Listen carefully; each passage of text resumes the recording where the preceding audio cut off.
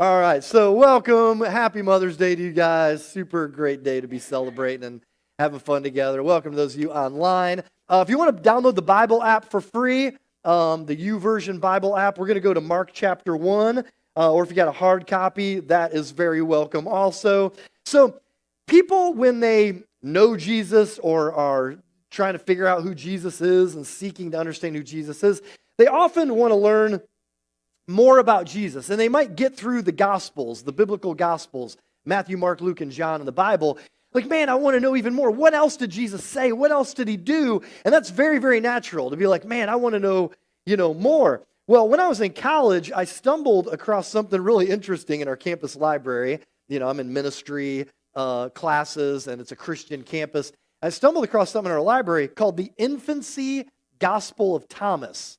And this isn't a real gospel, okay? So just understand, here, underscore that, okay? Not a real gospel, but it was written in the mid to late 2nd century, way after the biblical gospels, and it's pseudepigraphal. It means, it's basically like a writing that's falsely attributed to a famous person. So it's trying to come across as this is written by the disciple, one of the 12 disciples, Thomas, but this is written way after Thomas lived, and it's not a true eyewitness account of Jesus. In fact, Thomas didn't know Jesus when he was an infant. So, the Infancy Gospel of Thomas. So anyways, it's supposedly written by Doubting Thomas, not to be confused with something else called just the Gospel of Thomas, but anyways, it was supposedly written by Doubting Thomas, and it's about Jesus' childhood growing up in Nazareth. Because we don't know a whole lot, he's born in Bethlehem, we got some stories when he's a baby. Then we have like an episode of when he's 12 years old. So this is trying to it's helping out. It's trying to fill in the gaps. Like, what did Jesus do when he was a kid, And it fills in the unknown years, it attempts to. So I like to call this the Gospel of Young Jeezy. That's what I like to. But let's see if this would be consistent with what scriptures teach us, the actual eyewitnesses teach us about Jesus. It's pretty fantastic and bizarre. So child Jesus in this account is unusually advanced. He's very precocious, for those of you who like Mary Poppins. He's very precocious. And he starts his education very early, very much like young Sheldon. And one day, when he's 5 years old, that's the reason I got this tattoo. One day, I have a tattoo under here for those who don't know. When Jesus was 5 years old, he's growing up in the town of Nazareth, and he's playing in the shallow parts of this rushing stream, like a ford. And he commands the waters to gather into pools, and then he purifies those waters. Like, whoa, that's cool. Why not? There's extra drinking water. Like Nazareth is like a third world village or something. So we got some extra clean drinking water there. And a lot of children were around and witnessed this when Jesus, young Jeezy, did this.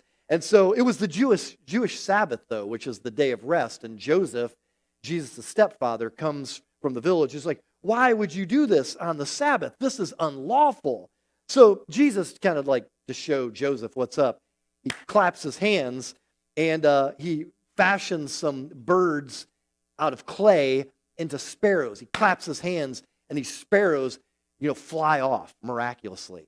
You're like, okay, well, that's not bad. He brings life to some birds. That sounds cool, like the creator of the universe in the flesh. Why not? Why not? Okay, so those start off just fine right there. And so they fly away squawking. But funny thing is, this story actually influenced the writing of the Quran, which was written in the 600s. They make reference to that story, Jesus doing this, which wasn't really Jesus, okay? So, chapter 2 of the Infancy Gospel. One child from Nazareth uses a stick to destroy Jesus' puddles that he made and purified. Well, that's naughty. That's not nice. So he goes around smacking those, breaks them up with a stick, what Jesus had gathered. He disperses. And so Jesus turns to him and says, you shall no longer, he says, your fruit will have no root and your branch will dry up like a branch scorched by a strong wind. And he strikes him and the kid shrivels up and dies. Thump. Okay, Jesus just killed a child. Are you keeping up with me here? Is anybody listening to this? Okay, this feels like the Jesus we read about in the Bible. Okay, so young Jeezy started off strong here. Chapter 3, Jesus is going from there with his stepfather back into the village, and they're walking along. This is like a scene in a middle school hallway. He's walking along with Joseph, and another kid comes running by, and real middle school, like, bumps him in the shoulder as he goes. So Jesus walking with Joseph, boom, bumps him in the shoulder. Jesus is like, zap, kid drops dead. Body count 2, okay? They're dropping like flies around young Jeezy. So they're dropping, this kid is absolutely savage on the Sabbath, okay? So when other people see that the child is dead, they blame Joseph. They're like, hey, stepdad, great job with the parenting, okay? Because you have this boy, they say, we cannot live in this village. If you want to stay here, teach Jesus to bless and not curse. Doesn't that just sound like something you'd have to say about Jesus? Man, teach him to bless and not curse. It's strange. So Joseph says to Jesus, why do you say and do these things? He says, our neighbors hate us. Jesus' response to Joseph is, he says, well, these people shall receive their punishment. And instantly the people who had accused Jesus go blind. Like, man, wow, this kid is going off, okay? I've met some kids that would do this if they had these powers, by the way. And so Joseph becomes so angry with Jesus that he grabs him by the ear hard and kind of drags him away. And Jesus says to him, you have acted foolishly. He doesn't strike him or anything. And then a teacher whose name is Zacchaeus overhears all this and he exclaims, what a wicked boy. Now, all these stories are setting up that Jesus eventually learns to hone his powers for good. Like this is a comic book story or something, you know? Like, I got to learn how to not use my Spidey skills for pro wrestling and making profit off of it. How can I rescue people? That's kind of what they're going for here. So this infancy gospel of Jesus, it kind of reminds you of a trickster character in Greek mythology. It's God in the flesh in this account is rude, erratic, unpredictable, hateful, and downright evil. And so you mess with Jesus, he will bury you. That is what this Jesus is. So here's the problem with the infancy gospel of Thomas. It's not a gospel, it's not good news, and it's not written by Thomas. Well, there's not much left, just some stories about some infant, you know. So we're slowly chunking through the Gospel of Mark, the biblical Gospel of Mark, on and off. We started in January, now we're picking it back up again this week. And we're trying to discover the real Jesus, okay? So if you want to go back and catch up, or if you want to listen again, or if you just want to begin by doing a study in the Gospel of Mark, we're going to chunk through, and you can go to Momentum's YouTube page, find a playlist called The Gospel of Mark, pretty simple. You'll see it starts off with a quick video with Ricky Bobby, it starts off with Will Ferrell, but we use that to kind of make a point in the first sermon about the real Jesus, and we're still in Mark chapter 1. So we'll be done about 2046, and we're just going to chip through. So what we're saying is this, and this is an important thread. I won't spend a lot of time on it today, but what we've been saying is that a Jesus that you create, a Jesus that's a projection of what you want God to be. This is very important. A Jesus that you create, it can't really contradict you, can he? If you create him and he's just, yeah, he approves the stuff that I want to be good, he disapproves of the stuff that I want to preach against. Well, that Jesus that you create can't really contradict you. He can't challenge you, and he can't change you. And so if you want a Jesus that can actually help you, that has the power to change you and improve you and transform you, it has to be a Jesus with his own reality. It has to be the real Jesus. And so the Gospels, the biblical Gospels, Matthew, Mark, Luke, and John, they're eyewitness accounts of Jesus that were written down by the apostles and the rest of the first generation of eyewitnesses who were dying off. So they wrote these down so that we could have access to the real Jesus forever. Like, this is what we saw. This is what we experienced with the real Jesus. Because people forever from that point on, when the eyewitnesses start dying off, are going to try to fabricate their own versions of who Jesus was. And it happens constantly. Again, in the 6th century with the Quran, totally changes who Jesus is. He's just a prophet. He's not the Son of God. And so you've got all these fabricated fake Jesuses. How do we know the real Jesus? Matthew, Mark, Luke, John. And the oldest of those Gospels, the most ancient, is the Gospel of Mark that we're chunking through. So the author, Mark, was kind of a secretary to Simon Peter. Simon Peter was the kind of spokesperson of the 12 disciples of Jesus. So Mark is kind of like his biographer, if you will. He writes Simon Peter's memoirs for him, which we call the Gospel of Mark. And so one of the things I want to point out today, this is kind of a good place to point it out as we go through Mark, is I want you to notice as you read through the Gospel of Mark, as you study the Gospel of Mark, I want you to notice how central Simon Peter is in this gospel. Like, to make the connection that Mark is his secretary, if you will, like, he is so central. Mark mentions Peter proportionally more than any of the other gospels do. And it's because these are memories of Simon Peter telling Mark what to record and write down. And so when you read the Gospel of Mark, you'll notice that once Simon Peter is called or invited to become a disciple, that Peter is present in literally everything that Mark records. Why? Because these are the memoirs of Peter written down for him by Mark. And this week's story is a great example of that. So if you go to Mark chapter 1, start with verse 29, this is the shortest miracle story in all four of the Gospels. And so it starts in verse 29, says this. As soon as they left the synagogue, which was the story we covered at the end of January, they went with James and John to the home of Simon, that's Simon Peter, and Andrew, his brother. Simon's mother-in-law was in bed with a fever, and they immediately told Jesus about her.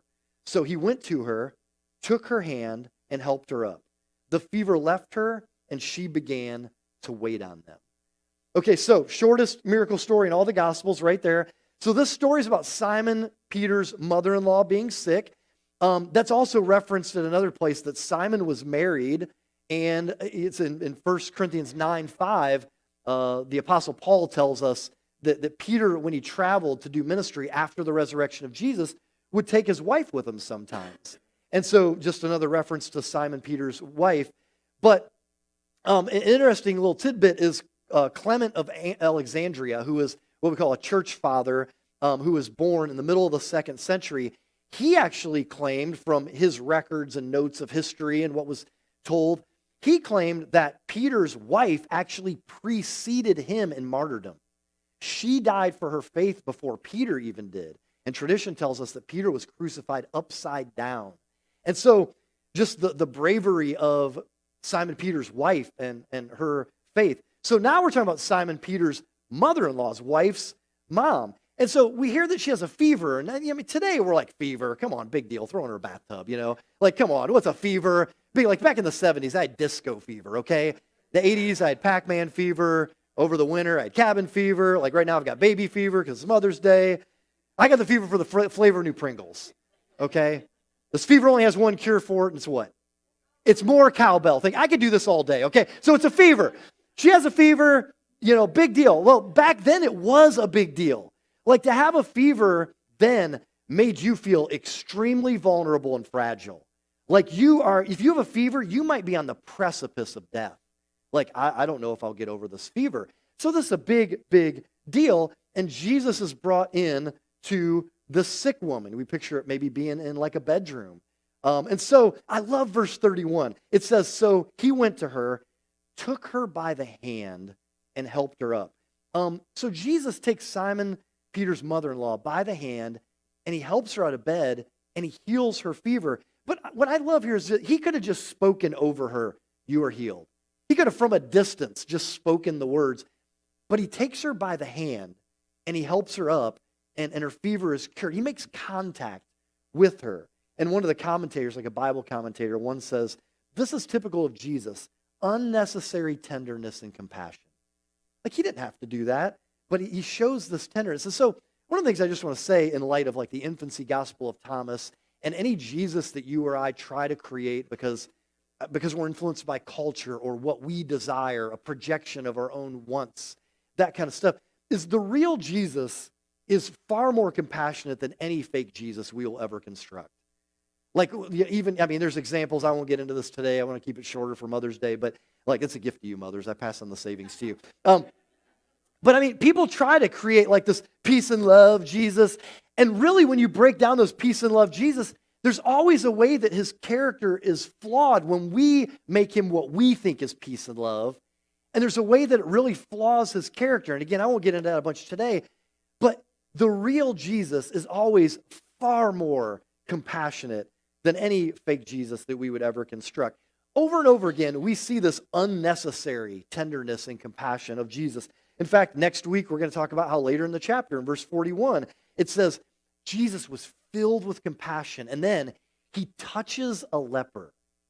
To heal a leper, instead of just speaking the words, he makes contact with someone who hasn't been touched in so long because this person is unclean, and you don't touch someone with skin disease, and Jesus touches him in compassion because he knows this person hasn't been contacted forever.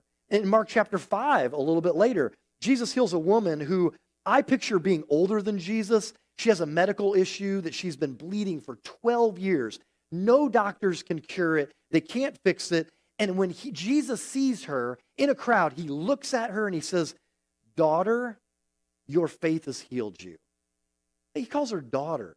It's this beautiful, like, familial thing. Like, she's family. I see you. And he turns and he says, "Daughter, your faith is healed." It's the unnecessary compassion of Jesus of Nazareth. And I want you to notice as you read through the Gospels of the real Jesus, like everywhere Jesus went, he gave a look, he gave a word, and a touch. A look, a word, and a touch. As you see it happen so much in the Gospel accounts. A look, a word, and a touch. And I just want to tell you, you can be like Christ at school, at work, in your Mo group, in the lobby at Momentum, and give a look, a word, and a touch. Just like the idea that Jesus looks people in the eye to say, "You are valuable to me." He looks people in the eye. He makes eye contact with them. He gives them a word of truth or encouragement. He speaks to them. Then he gives them a touch of affirmation. It's just this unnecessary compassion of Jesus, the gentleness, the tenderness of Jesus. She hates when I brag on her in sermons, but my wife Shannon does this so much and so well to be like Jesus. Like, I just see her do it all the time. A look, a word, and a touch. Just to let people know, you are important to me. Like, I see you, you matter to me. And it's very intentional, and it's to be like Jesus and to try to share Jesus' compassion with people. And one of the beautiful things I think about Mark in this is that he includes in his account healings of women as well as men. I mean, there are blind men who are healed, but here is a woman, Simon Peter's mother-in-law, the woman I mentioned in Mark chapter 5, and it's just Mark's way of implying Jesus was concerned with all people. It didn't matter where society thought you belonged. Jesus was concerned with all people. How many of you, by round of applause, have watched any of The Chosen, the TV series about the life and teachings? Okay, it's about the life and teachings of Jesus. We haven't watched it yet. I'm very unspiritual. We haven't watched it yet. But I have seen the scene that is depicting this episode of Jesus' mother-in-law being healed. And it was with commentary by Dallas Jenkins, the creator, director, and co-writer of The Chosen. And one of the things he said, which I thought was brilliant and fascinating, is he said, we wanted to create like a plausible backstory to this scene. Because, I mean, it's a TV show. And that episode right there I just read would have taken 20 seconds. So they develop it, and they create the drama. And they create a great Jesus in it that's very down to earth. And it makes jokes and is, approachable. He isn't just Prozac Jesus, heal you, And so Dallas says, he said, we wanted to create a backstory, and we thought, wouldn't it be cool if Jesus healing Simon Peter's mother-in-law was an act of compassion to her, but what if it was also a way that he frees up Simon Peter to be able to go and follow Jesus and do the travel ministry stuff that he does with Jesus as one of the disciples? I was like, man, I love that concept. Like, that's really cool because it adds other layers to the idea of Jesus being unnecessarily compassionate. Like, in fact, in that scene from The Chosen, Jesus pulls aside Simon Peter's wife, whose mother is sick, and he pulls her aside, and he has this very powerful conversation about the sacrifices that she makes. He sees those sacrifices so that Simon Peter can do what he does, and any sacrifice Simon Peter makes is her sacrifice also. But then he also alludes to the fact he's about to heal her mother, and he basically just says, man, I want to do this because, normal Simon is difficult enough. You think I want to travel around with a worried Simon? And so, there's like kind of laughter from the fact of like, yeah, Simon Peter's a lot, And so it's this unnecessary compassion of Jesus, though, that I'm looking out for layers of what might concern you. And so where does that come from? Where does this compassion come from And when you go to the Old Testament, pre-Jesus being born in Bethlehem, one of the interesting things is a thread through the Old Testament is how compassion is so core to the characteristics, the character of God. In fact, there's this really cool scene where we hear God self-reveal to a guy named Moses. He reveals who he is to Moses. And it says in Exodus 34, the Lord passed in front of Moses proclaiming. So the Lord is saying this of himself. Self-proclamation, self-revelation. He says, the Lord, the compassionate and gracious God, slow to anger, abounding in love and faithfulness, maintaining love to thousands, and forgiving wickedness, rebellion, and sin. This is what the Lord says to Moses about himself as he passes him in this mountain cleft. And so this self-revelation of God, that phrase and self-revelation from God is repeated and borrowed and paraphrased over and over and over in the Old Testament. I mean, it's in Nehemiah, it's in the Psalms, it's in Jonah, it's in things you didn't even know were a book of the Bible in the Old Testament, right? You know, it's in Second Assumptions, it's in all these, it's not a real book. So it's just all over, and people just, man, the Lord, he's compassionate. He's compassionate. And one of the things I think is really cool is the Hebrew language is super physical. Like, what I mean by that is it often uses body parts to convey an attitude or an emotion. So let me give you an example of this. Stubbornness in Hebrew is described as stiff-necked. So picture you're standing before someone who is an authority or someone who has great power, and you refuse to bow your head. You refuse to in any way show that they're an authority. Stiff-necked is like, I'm not bowing to you. Like you're stubborn, stiff-necked. And so that's how Hebrew defines or describes stubbornness. Another one is deliberate sin. Deliberate defiance is, in Hebrew, high-handedness. What does that mean? I will do what I want to do. I'm going to do this because I want to do this, or because I think it's right, or because I think it's what I want to do. You know, it's high-handedness toward God. It's defiance to God. It's a high-handedness. Now, here are a couple I think are really cool in describing the character of God. Patience is described as long-nosed. That's how I felt in middle school. I just felt like proportionately long-nosed. Like, man, so awkward, man. But this means, so what is that? Like, in fact, scriptures in Hebrew basically like literally describe the Lord is long of nose. What? What does that mean? Interact for a second. I want you to right now make the angriest face you can make, and I want you to look at someone sitting next to you, near you, with you. You don't have to know them. Just give them the skunk eye right now. Angriest face you can make. Go. Don't be stiff-necked. Do it. Okay, so I can see it around the room. One of the characteristics is, go for it right here. This is the characteristic. When you get angry, what do? You get short-nosed. I will bust you in your eye. So on the other hand, what does long-nosed mean? I'm not getting short-nosed with you. I'm being patient. So the Lord, he's long of nose. Like, we're such idiots, man. We're so rebellious. We're so thick-headed. And instead of the Lord immediately being like, I will strike you dead. You bumped into me in the hood. I zap you. That's not what God does. God is long of nose. He is so patient with our stupidity. He's so long of nose. Okay, one more. Here's where we bring it home. How do you think that God, Hebrew describes compassion? What do you think would be the body part? Okay, in Hebrew, compassion, same root word, is womb. Compassion is womb. So the idea is the Lord feels toward his people in the Old Testament, Israel, who he has an agreement, covenant with, or in the New Testament, the people he has agreement, covenant with, the church, followers of Jesus. He feels toward them the way a mother feels about the unborn child in her womb.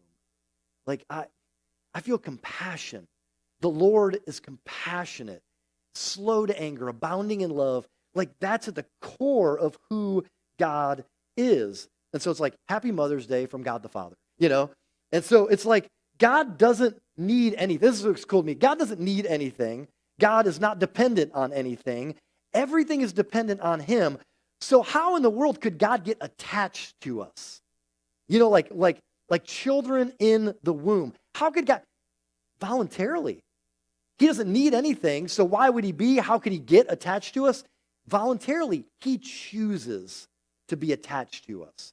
And it's like his heart is voluntarily attached to us. So when you think about the words like there's sympathy, which means I'm sorry you're hurting. That's sympathy. Then you think about empathy, which is, man, I am hurting with you. You're going through something. Empathy is I'm hurting with you. Compassion is I will do anything I can to stop your hurt. I will do anything. Man, that's motherly. That's fatherly. That's parental. Like I will do anything I can to take away your pain, anything I can to do what I can to stop your hurt. And so when we talk about God's compassion, and Jesus, he's moved, he's grieved by someone's trouble, by their problem, by the condition, the suffering, the difficulty. He wants to do something about it. He knows what you're going through this morning. He knows what you're going, and he wants to do something about it. He wants to remove the trouble. He wants to do something about it. So God's compassion is about his voluntary heart attachment to us, like children in the womb, and his concern for us, wanting to relieve our suffering. So how can we be unnecessarily compassionate like Jesus? How can we have the unnecessary compassion of Jesus? Well, one is just simply, and man, I am telling you, I wasn't concerned with this and wasn't good at it at all before I knew Jesus. And slowly, more slowly than I'd like to admit, Jesus changes this in me over the years. Is how do I become unnecessarily compassionate like Jesus? Don't be too busy to do what Jesus has done. Go to the beds of sick people. I know there's a whole bunch of people who are like, that's the last thing I want to do. It's awkward. Ain't nobody got time for that, like Sweet Brown. But I just go to the beds of sick. Weep with those who weep. Mourn with those who mourn. Of course you're going to weep because it hurts to be in the sorrow, to be in the pain with someone, to sit with them.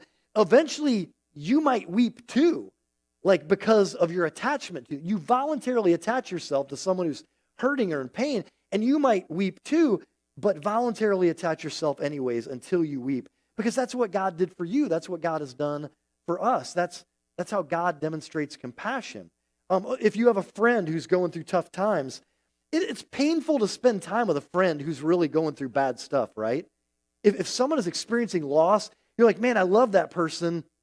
That really stinks what they're going through, but it's really difficult to spend time with them when they're in that pain, but spend time with them anyways. Walk with them through their suffering. It's gonna hurt, but the point is that's what God has done for you. That's what God has done for us. Weep with them. Voluntarily attach yourself to them. That's the unnecessary compassion of Jesus. And so that compassion of God throughout the Old Testament, that womb compassion, man, that comes to its climax in Jesus. God enters into our world, and partly it's to show us that he's willing to get attached to us voluntarily.